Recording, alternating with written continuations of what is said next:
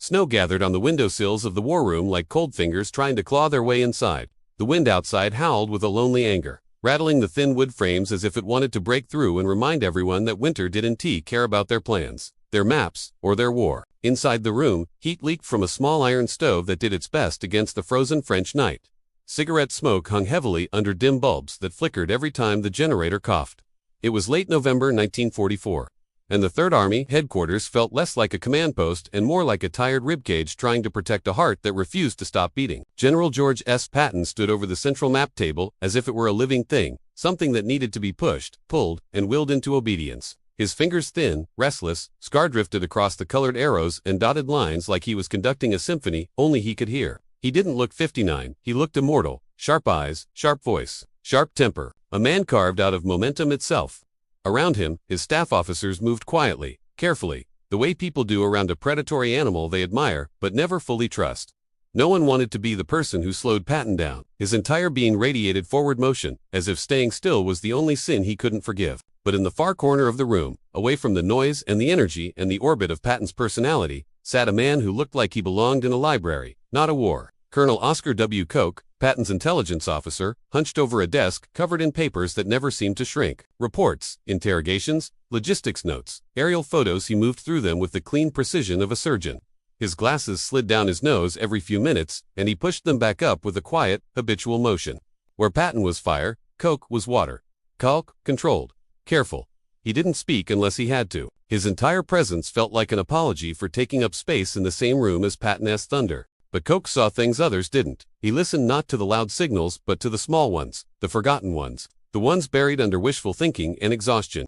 For weeks he had noticed German units reappearing after supposedly being destroyed. Fuel shipments recorded on obscure rail lines, aerial photos showing road repairs happening in places that mattered to no one unless they were planning something big. His mind connected dots other officers didn't even see. At first, it was just a suspicion, an itch at the back of the mind.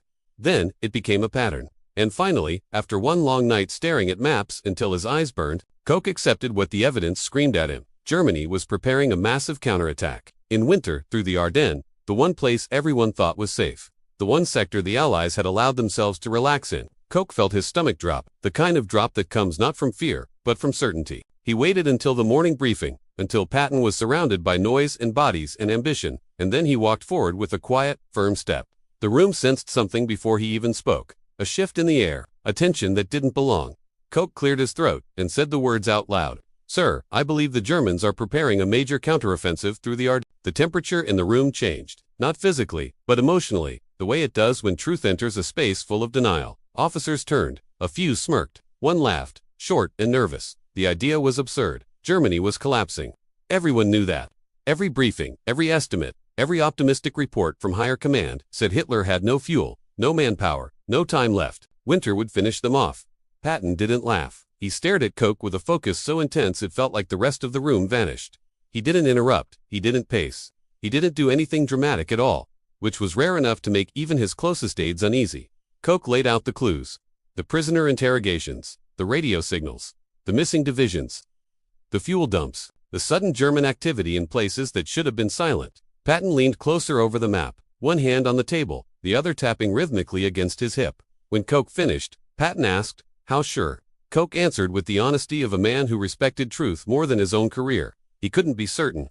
But the capability existed, and the desperation existed. And history taught one thing: desperate nations do not go quietly. Patton straightened. The tapping stopped. Officers shifted uneasily. Someone suggested Koch was over-analyzing. Someone else insisted higher intelligence didn't share that view. But Patton cut through the noise with a single sentence that would save thousands of lives.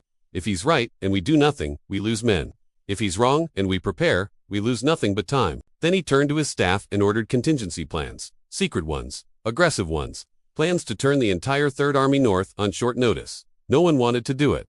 It meant long nights, endless calculations, impossible logistics. But Patton didn't care. He trusted Koch. More than that, he trusted the truth, even when it was inconvenient. For days, staff officers worked under dim lights, drafting what many of them privately considered pointless exercises. But the plans were built, refined, and finalized. An entire army quietly prepared to pivot 90 degrees in winter if the impossible happened. And then, on the morning of December 16th, the impossible exploded into reality. Artillery thunder shook the Ardennes forest before dawn. German shells rained down on American positions with a fury no one believed the enemy still possessed. Fog rolled in thick enough to swallow entire companies. Communications vanished. American lines cracked under the weight of German armor pouring through the trees like a steel avalanche. Chaos surged across the front. Soldiers ran through snowdrifts, half awake, half frozen. Officers screamed into radios that no longer worked. The largest German offensive of the war blasted into existence while Allied headquarters scrambled to understand how it was even possible. But Patton didn't scramble. He didn't hesitate. He didn't waste a second on disbelief. He turned to Koch. Their eyes met. No victory, no pride, just grim confirmation. Then Patton called higher command and said the words that stunned them. 3 divisions. 48 hours. Silence, disbelief. Then arguments about logistics, terrain, weather. It didn't matter. Patton already had the plans.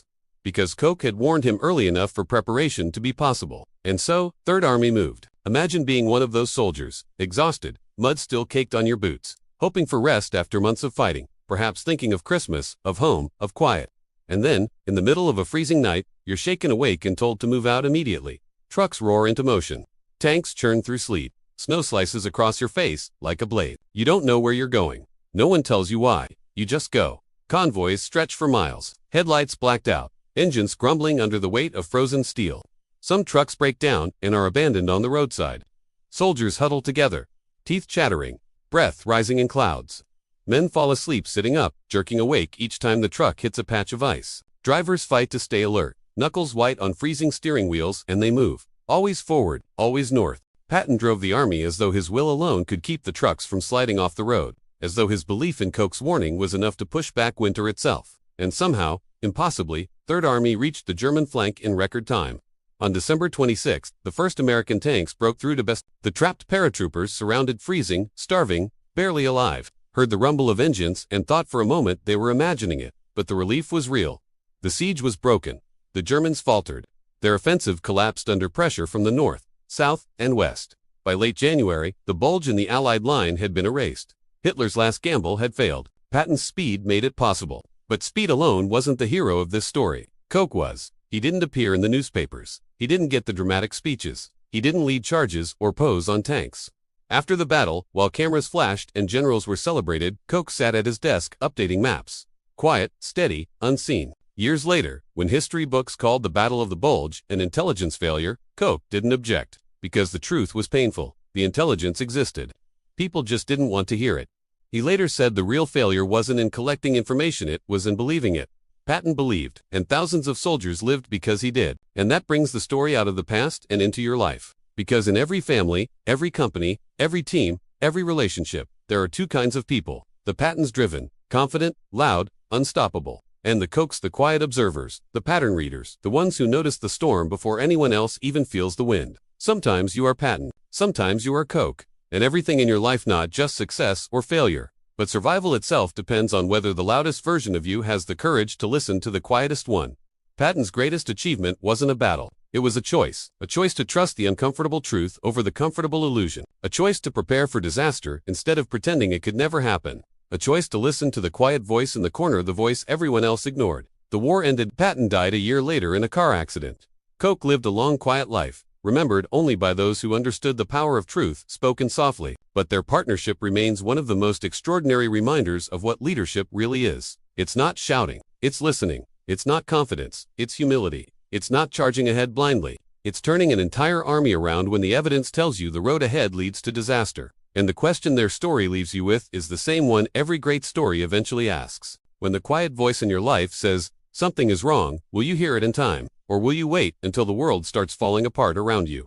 If this story moved you, if it made you think about the quiet voices in your own life, the warnings you ignore, or the truths you don't want to hear, then don't let the lesson end here. Hit like. It helps this story reach someone who needs it. Hit subscribe, because I have more untold stories of leadership, discipline, hidden heroes, and the moments that change history, and maybe change us. And in the comments, tell me, are you more like Patton, or more like Koch? There's no wrong answer, only self-awareness. Thank you for watching, and remember, sometimes the greatest strength isn't acting fast, but listening early.